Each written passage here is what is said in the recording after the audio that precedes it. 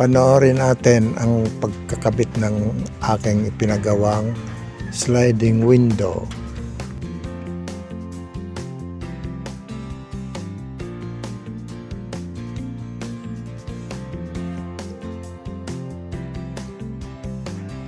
Ito ay dalawang sliding window ang aking pinagawa. Unahin muna natin dito sa isang maliit kung paano nila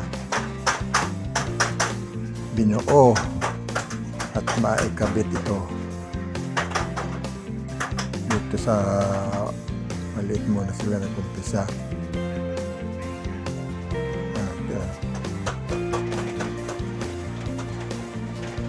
Maayos na nilalapat sa pintana yung mga frame.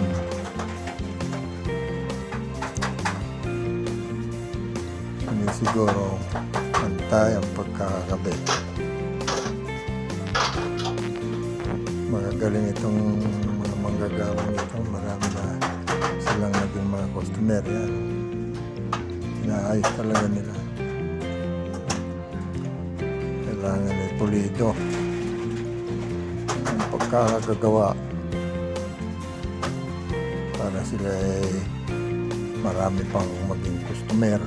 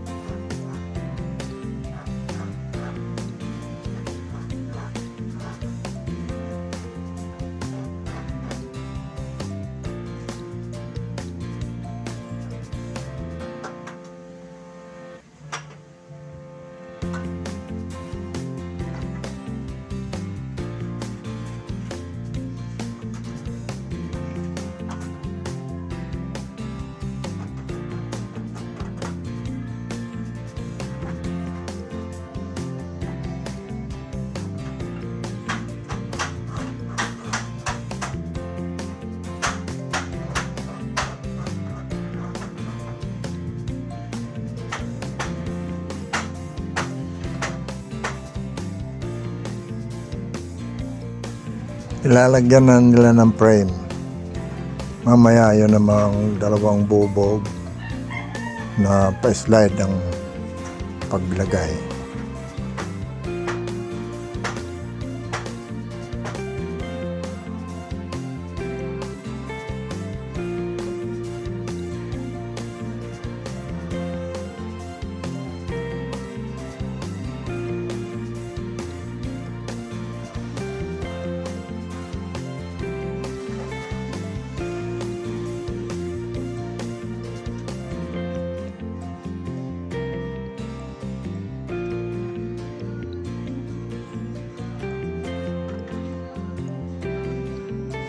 Inuumpisa na nilang magbarina. Inubutasan yung frame para malagyan ng tornilyo at lumapat doon sa pader para maging matibay. Huwag basta-basta matanggal kung galing man mga pirsang mga sandalan. Kaya naasinta. Sige. Dari mo na.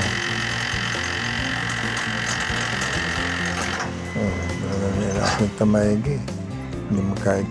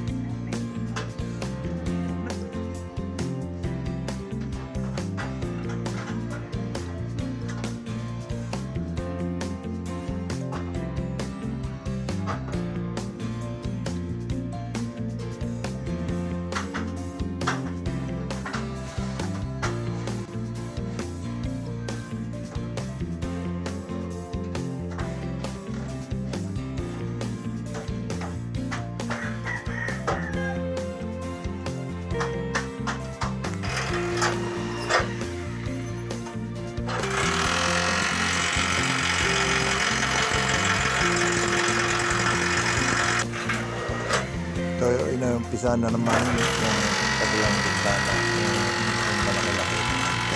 Matalang doon sa maliit na ayos. Dalawa kasi nilang yung malaki naayos, nilalapat na maiki yung frame ng sliding window. Ganun din doon sa unang ginawa nila, kailangan lapat na lapat para maganda pagkakabit nila. Hindi basta-basta matanggal.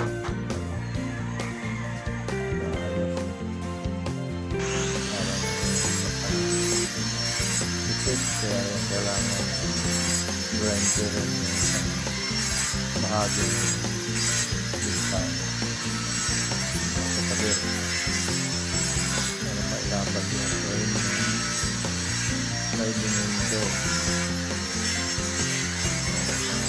Tingnan nagawa na galing talaga ito dami nagawang sliding window.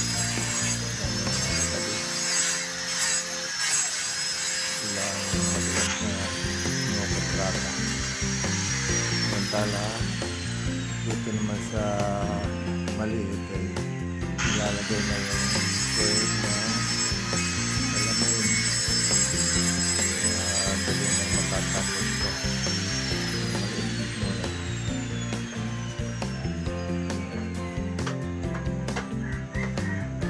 Samantala ay napantay na ang gilid ng pader. Kaya ilalagay na yung frame ng sliding window. Ayan, maayos na yung nilalapat para paglagay ng salamin pantay din. Ayan, marami na talawak ng manok.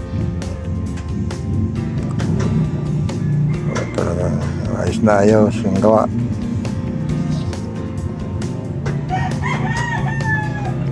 Samantala din sa maliit na bintana ay patapos na, malapit na ilagay ang sliding na salamin.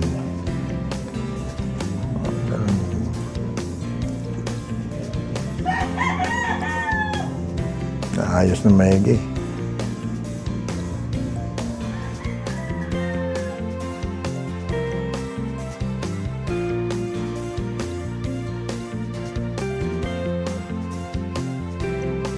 Dito naman sa isang malaking ginagawang bintana ay naumpisa na rin ikabit ang frame. Sila makatapos na at nasintang maigi para lumapat ng maayos. Yun, ginamitan pa ng malaking eskwala para talagang sigurado pantay. Ito naman sa isang maliit, umpisa ng lagyan ng pampatibay yung mga gilid ng frame.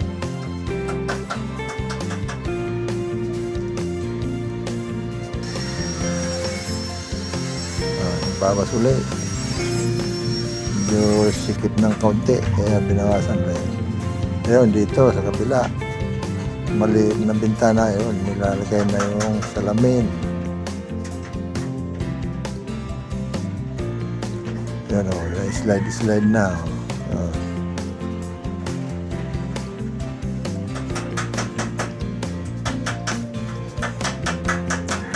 Yan lang, kung titingnan mo ay madaling gawin pero talagang mahirap. Ayun, inaayos na maigi.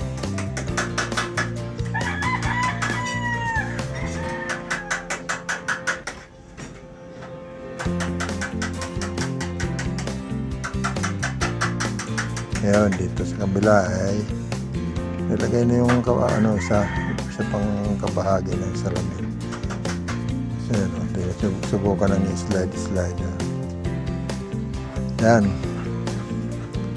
Ito naman yung nililinis na mga tabi-tabi para malagyan ng glue. Talagang pampatibay.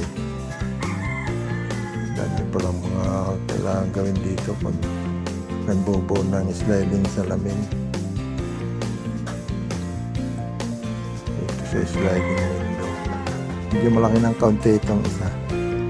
Medyo may kamahalan din naman. Yung dalawa na yan ay 6,000 ang hiningin bayad. Dito sa isa tinitingnan maigi kung tama ginagawa ng kanyang helper. Titingnan kung tama. Ayun, lumapat na ng maganda. Ayun, ini-check ngayon ng master. Ayun, nilalagyan na ng lock ang bintana. Ayan ang pinaka-lock niyan. Nagawa na ng kanyang helper.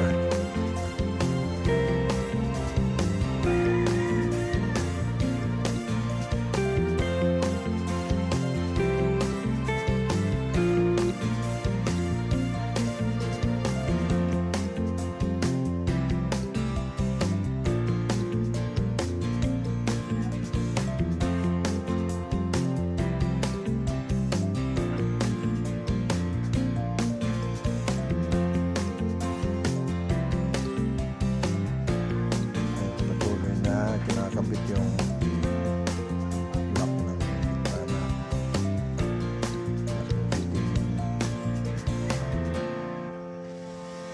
Naayos. Walang pagbigaso.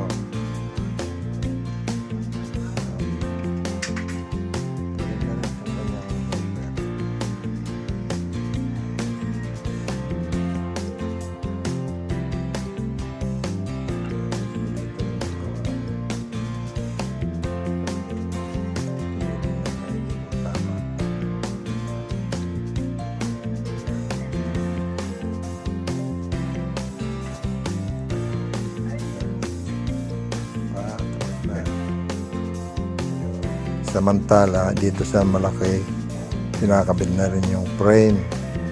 Yan ay aluminum. Kaya hindi basta yan mabubulok na pag nabasa ng ulan. Yan. Napaliwanag na ito. Kaya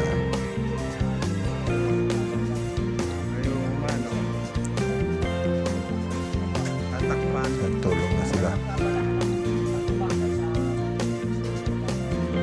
Asintan bayi. Ayan, tuloy lang sila sa ayan, tinatornilyan na yung frame ng bintana. Dito naman ay inaayos na yung mga tabi-tabi nilalagay. Inaalis na yung kuwan. Yung mga papel na sa likod. Pula-pula. Dito naman binagpaparingan na yung repair.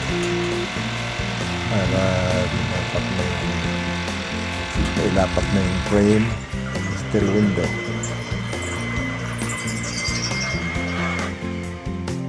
Samantalang ito ay patuloy na inaalis ng mga nakadikit na nakalabel na aluminum. Ating pagpalaya ang pagparina.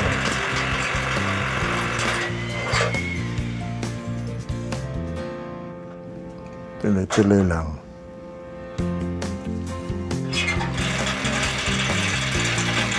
Kalahating oras pa ito, matatapos na siguro ito. Tatanghali na kasi. Tanghalian na kami. Mula sila nag-umpisa ng alas 9:30 ng umaga. Ngayon ay alas 11:30. Midya, 2 oras na silang gumagawa. Medyo matagal talaga pag ano. Kailangan ayusin pa yung mga sukat ng bintana. Dahil hindi naman talaga eksakto. Yun, tapos na dito sa maliit na bintana. Tanggal na yung mga medyo na pula-pula. Dito naman sa kabilang upuhin na. Tuloy-tuloy lang sila sa kabila. Dito naman kasi sa itong malaking bintana naman ito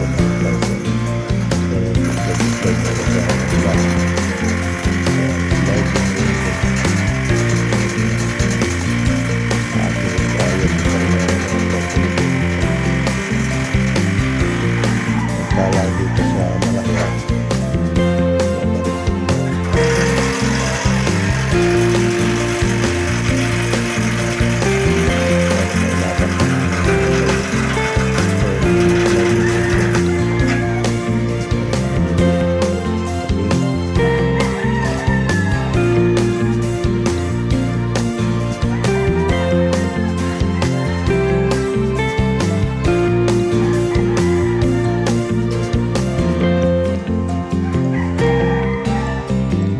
ay nako, napainip din. Maghintay kung hanggang sa matapos.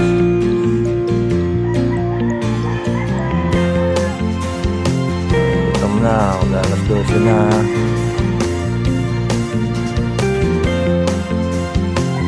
Wala pang merienda eh.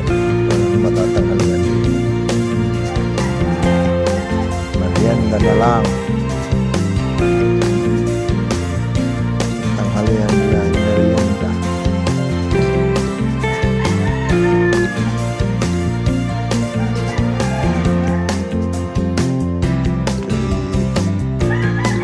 Baba na rin.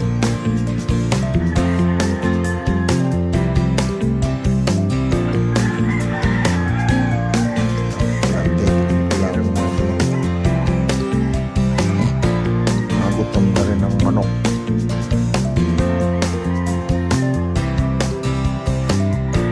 Pero nilalagyan na rin ng glue at mga gilid nitong malaking bintana. Siguro talagang matibay ang pagkakatapin sa pader.